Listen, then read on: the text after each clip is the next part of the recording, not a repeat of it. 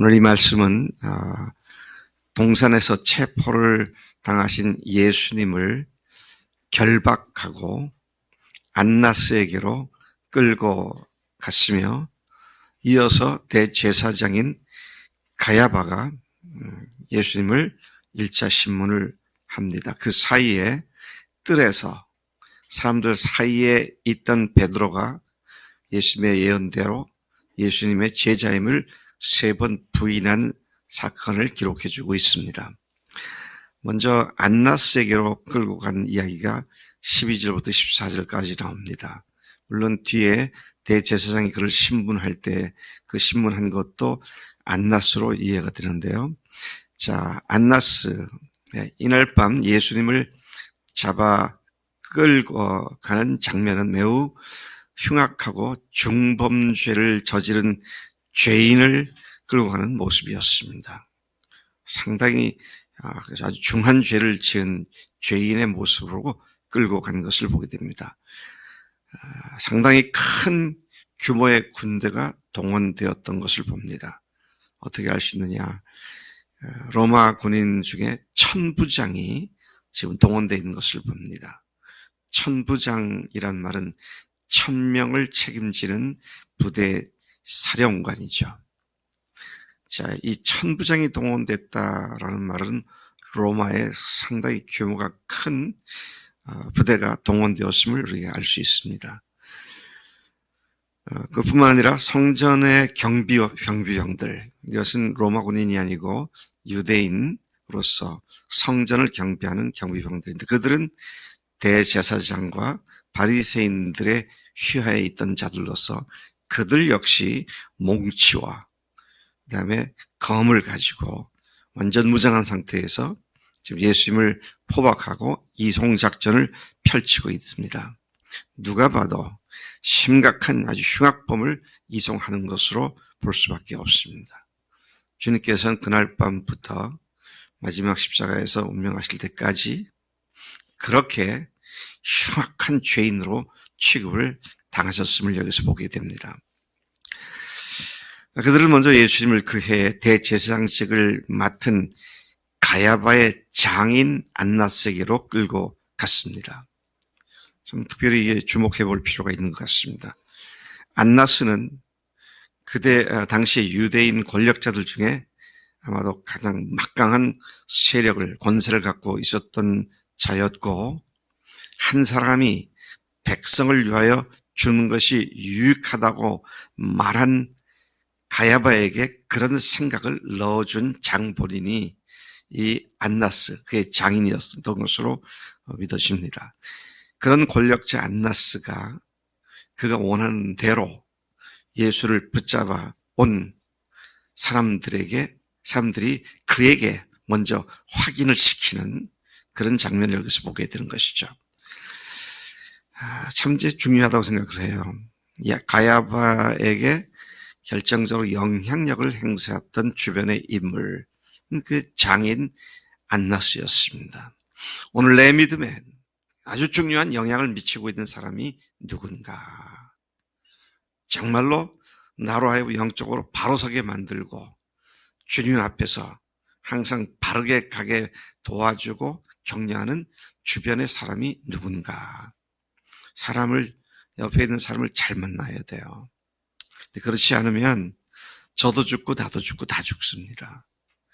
자, 이렇게 이제 안나스라는 사람이 사위에게 막강한 권력을 행사했던 그런 모습 속에서 우리는 영향력을 누구한테 받느냐 하는 문제를 생각해 볼 수밖에 없습니다. 15절부터 18절까지 그렇게 예수님께서 안나스에게 이첩되어 계시는 동안, 또 그랬다가 잠깐 또 밖에 나와 있는 동안 베드로가 바깥에서 뜰에서 예수님을 부인하는 일을 저지르고 맙니다. 이 말씀에 의하면 그날 밤 예수님이 체포당하셨을 때 제자들 중에 2사람이 체포당하신 예수님을 쫓아갔습니다. 따라갔죠. 그중 한 제자는 대제사장과 아는 사람이었기에, 여기서는 마가, 요한 사도 요한을 의미하는 것으로 이해가 됩니다. 그리고 대제사장의 집들에 들어갔지만 그래서 그 백을 갖고 들어갔습니다. 또 그 집을 문을 지키는 여자가 여기 지켰다 그러는데 여자를 알았던 것 같아요. 그래서 무사 통과를 했습니다. 그렇지만 베드로는 들어가지 못하게 되자 앞서 들어간 제자가 다시 나가서 문 지키는 여자에게 말하고 베드로를 들어오게 했습니다. 베드로가 문 안으로 들어왔을 때 그 문 지키는 여종이 그를 알아보았습니다. 너도 이 사람의 제자 중 하나가 아니냐? 그렇게 가로막고 질문하자 베드로는 긴 말 하지 않습니다. 나는 아니다. 나는 아니다. 두 단어죠. No, I'm not. 나 아니야. 3년간 목숨 걸고 주님을 따르겠습니다. 라고 했던 그의 주님께 대한 사랑과 관계가 이 두 단어로 끝나버립니다. 순간적으로. 나는 아니다. 참 3년 대 두 단어, 이 말이 안 되죠. 근데 주님 앞에 우리가 넘어지고 주님을 배반하고 하는 것은 순식간에 이루어지는, 짧은 순간에 이루어지는 일이다 하는 것을 생각해 보게 됩니다. 자, 그렇게 위기를 넘긴 베드로는 그 뜰 안에 있는 사람들이 추워서 피워놓은 모닥불에 다가가서 그들 틈박 위에서 그 불을 쬐고 있었습니다. 자, 그때 다시 또 그 안에서는 대제사장이 예수님을 신문합니다. 24절까지, 19절부터 24절까지죠.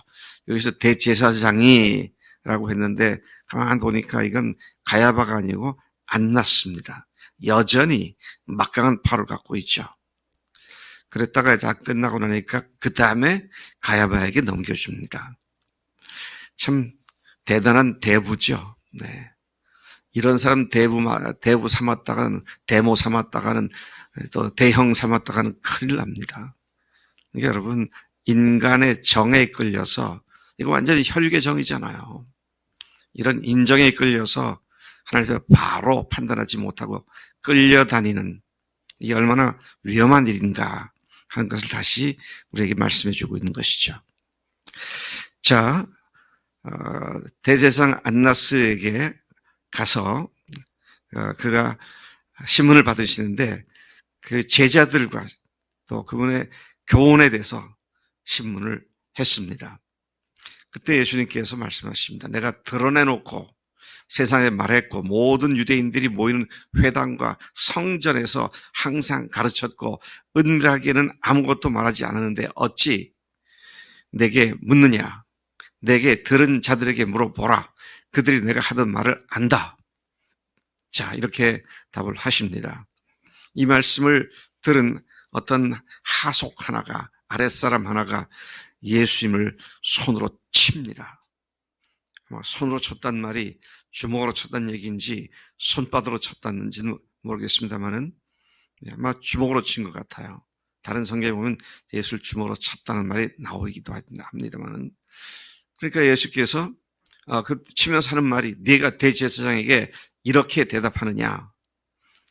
그러니까 예수님께서 내가 무슨 잘못된 말을 했는지 말해봐라. 바른 말을 하였으면 내가 어찌 나를 치느냐. 그렇게 대꾸를 하시죠. 그 억울한 일을 당한 그 와중에도 주님은 말로도 실수하지 않으시는 모습을 보게 됩니다. 피조물이 창조주 하나님을 주먹으로 쳤다. 참 기가 막힌 얘기일 겁니다. 어떻게 하다가 화가 나가지고 대운이가 나를 주먹으로 쳤다. 그럼 어떻게 될까요? 아마 모든 교회들이 대운이를 아주 죽일 놈으로 그냥 맹폭을 할 것 같아요. 근데 이게 나하고 그 대운이 형제의 그런 관계가 아니잖아요, 지금.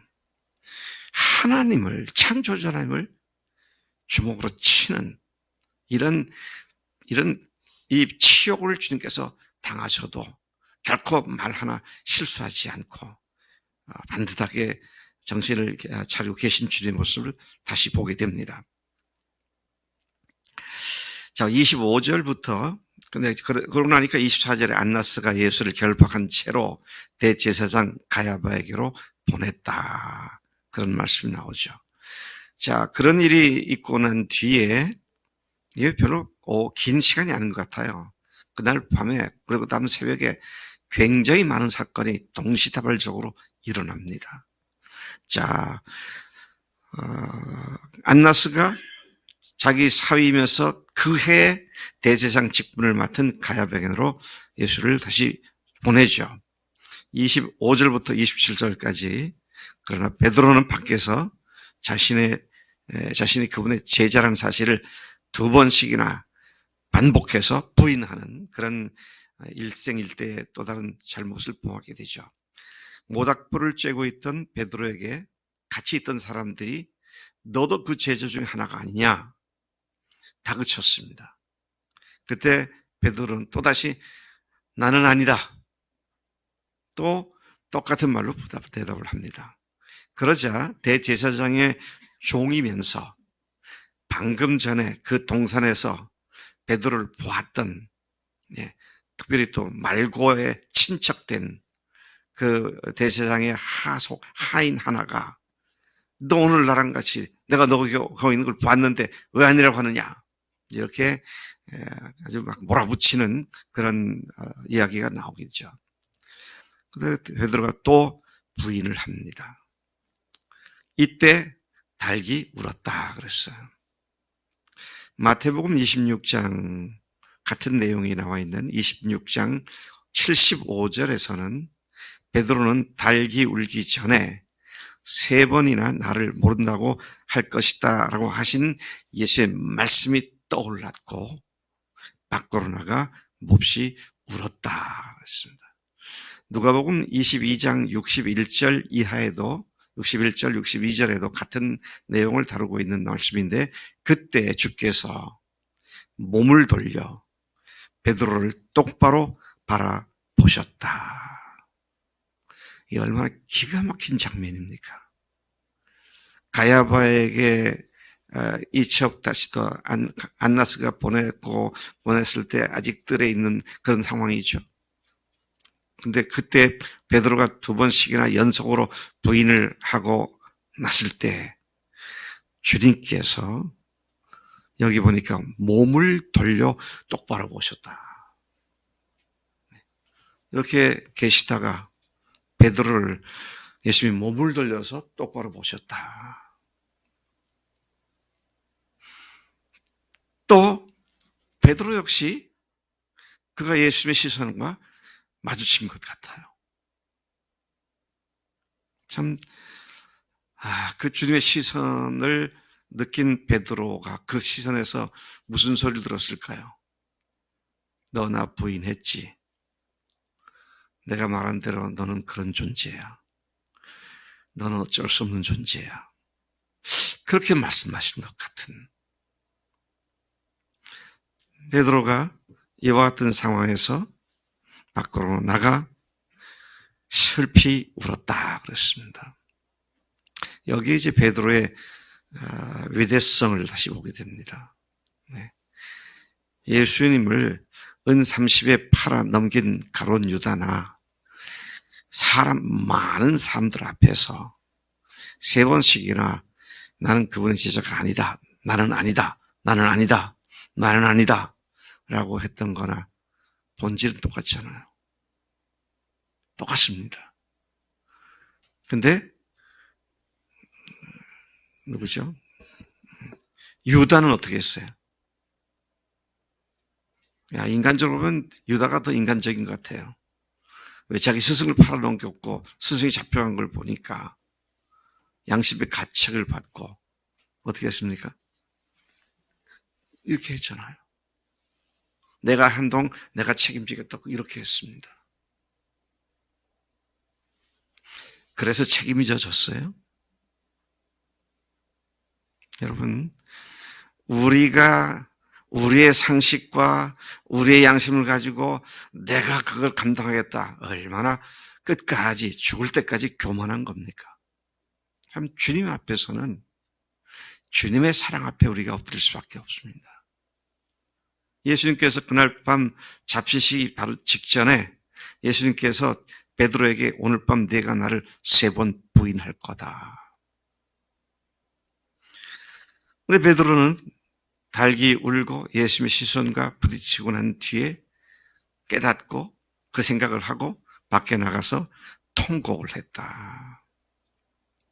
통곡했다는 말은 그가 회개했다는 말이죠. 그래서 주님 앞에서 우리가 살 길은요, 내가 행한 짓, 내가 책임지는 거 아닙니다. 내가 행한 짓, 내가 책임질 수 있는 것이 하나도 없어요. 뭘 갖고 내 책임을 지겠습니까? 고작 해야 자살하는 거잖아요. 근데 그거 갖고 해결이 안 됩니다. 오히려 주님 앞에 회개하고 주님 앞에 엎드리는 것이 우리의 마땅한 살 길인 줄로 믿습니다. 네. 여러분, 예수님이 부활하셨죠? 부활하신 예수님 믿으시죠? 그 말은 뭘 얘기하는 겁니까? 지금 예수님이 살아계시다잖아요. 여러분의 삶의 고통스러운 것, 잘 해결되지 않을 것 같은 그런 고질적인 문제들, 그것을 살아계신 주님께서 아시기 때문에 그분께 내어 드릴 때, 그분께 회개하고 그분을 의지하게 될 때 주님께서 깨끗하게 거기서부터 우리를 건져주시고 새롭게 하실 줄로 믿습니다. 하나님 아버지 감사합니다. 이 아침 주님께서 그 수욕을 당하시는 그 한복판에 주님 인간의 악함과 또 인간의 연약함을 동시에 보여주시니 감사합니다.